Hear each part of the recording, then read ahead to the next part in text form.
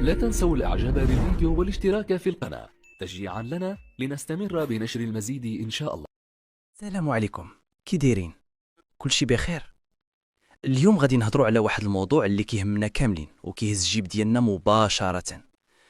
تخيل معايا دابا فاش غتبغي تشري دارك ولا تبيع شي ارض وكتسنى غير تكمل الورق مع الموثق، واش كاين شي حاجه خفيه يقدر طلع لك ب2% ديال الزياده في الثمن؟ 2% اضافيه، يعني يقدر توصل لمليون ولا 2 ديال الريال غرامه غير حيت ما عرفتيش كيفاش تخلص. بمعنى اخر، واش عصر الدفع بالكاش والنوار تحط طبله في العقار ساله؟ واش الدوله بغات تقول لنا من دابا يا اما تلعبوها بالشفافيه والبنكه يا اما تخلص الغرامه؟ هاد 2% اللي جات في مشروع القانون الماليه ديال 2026 راه ماشي ضريبه عاديه، هي واحد الاجراء اللي دار بوم كبيره في المغرب وغادي يغير قواعد اللعب كلها.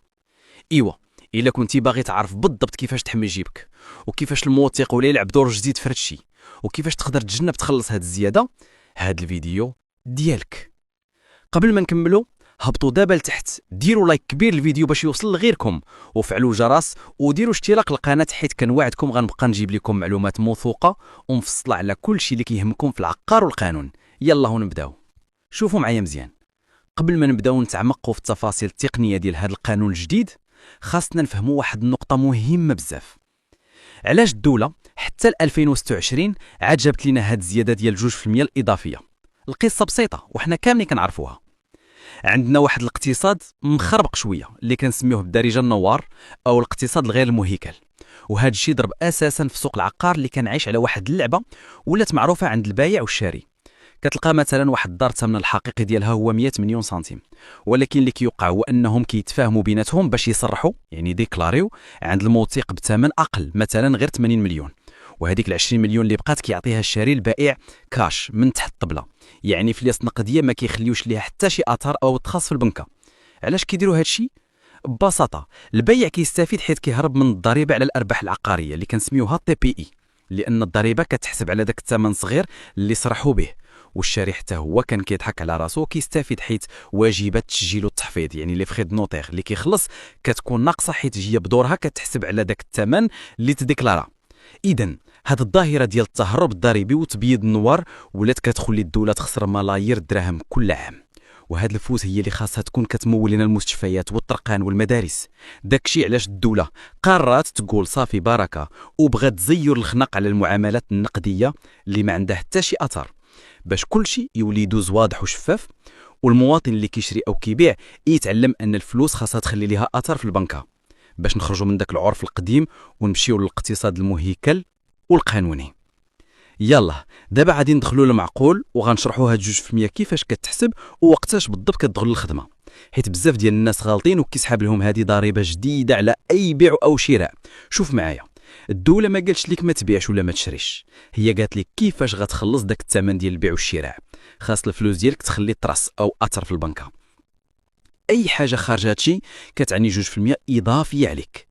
هاد الغرامه ماشي كتطبق ديما على الثمن كامل، لا، هي عندها 3 ديال البيبان باش كتدخل. الباب الاول هو الا مشيتي انت والبايع عند الموثق او العدول وما كتبوش في العقد ديال البيع النهائي كيفاش تخلص الثمن، يعني العقد بقى غامض ماليا وما وضحش واش شيك تحويل او لا كاش. في هذه الحاله اداره الضرائب كتشوف العقد وتقول لك خلص لينا 2% على الثمن اللي صرحتو به كامل.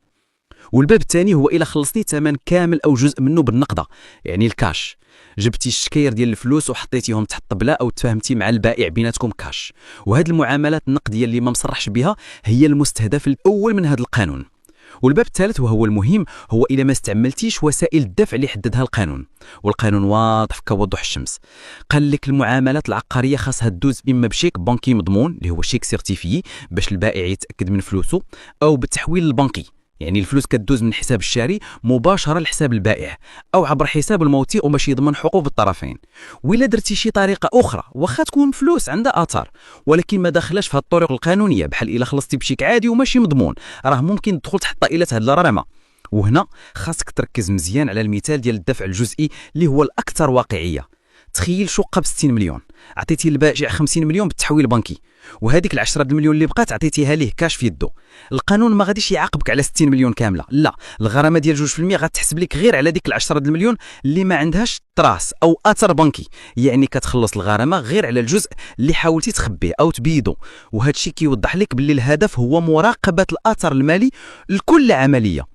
والاهم من هذا الشيء كامل، الموثق ما بقاش عنده الحق يكتب توصل البائع بالثمن ويسكت. دابا القانون كيلزمو يرافق مع العقد نسخه من الاثبات ديال الدفع، سواء فوتوكوبي ديال الشيك او الاوردر ديال التحويل. يعني الموثق ولا هو الحارس الاول ديال الشفافيه. ودابا وصلنا لواحد النقطه اللي هي اهم حاجه في هذا الفيديو كامل، هي الفخ اللي خاص كلشي يردوا ليه البال. بزاف ديال الناس غادي يقولوا في خاطرهم صافي ساهله نخلص ديك 2% اللي هي غرامه بسيطه وندوز النوار ديالي ونتفادى المشاكل. وهاد الفكره غالطه من الاساس، وحدي راسك الا طيح فيها، حيت خاصك تفهم مزيان باللي هاد 2% اللي غادي تدفعها ماشي هي تسبيق ولا عفو من الدوله على الفلوس اللي دوزتيها كاش، لا، هذه غير غرامه خلصتيها حيت ما احترمتيش القانون وما استعملتيش وسيله دفع عندها طراس في القنكه كشيك ولا تحويل. وهذا الشيء كيعني باللي راك خلصتي الغرامه ديال 2% باش تجبد عليك المشاكل اللي كنتي باغي تهرب منها. يعني بالعربيه الفصحى راك خلصتي غرامه باش تجبد عليك المشاكل اللي كنتي باغي تهرب منها. داكشي علاش حسن حل هو الشفافيه وراحه البال. ايوا، دابا من بعد ما فهمنا اللعب ديال 2% ندوزو للنقطه الاهم. شنو خصك دير انت باش تخرج من هذا الشيء كامل رابح ومحمي؟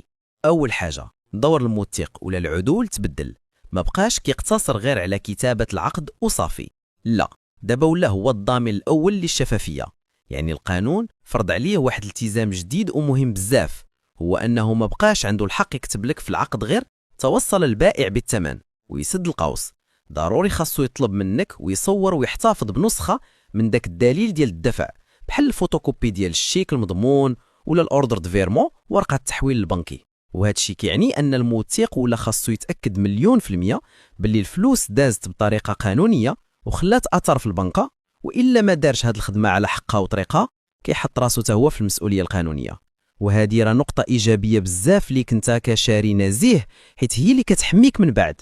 ثانيا، انت كشاري نصيحه من عندي، حيد ليك فكره الكاش من راسك بتاتا، وخا البائع يزير عليك ويقول لك عافاك ولا غير شويه، راه ما تقبلش، حيت انت هو اللي غادي تخلص ديك 2% الغرامه الاضافيه على داك الجزء ديال الكاش.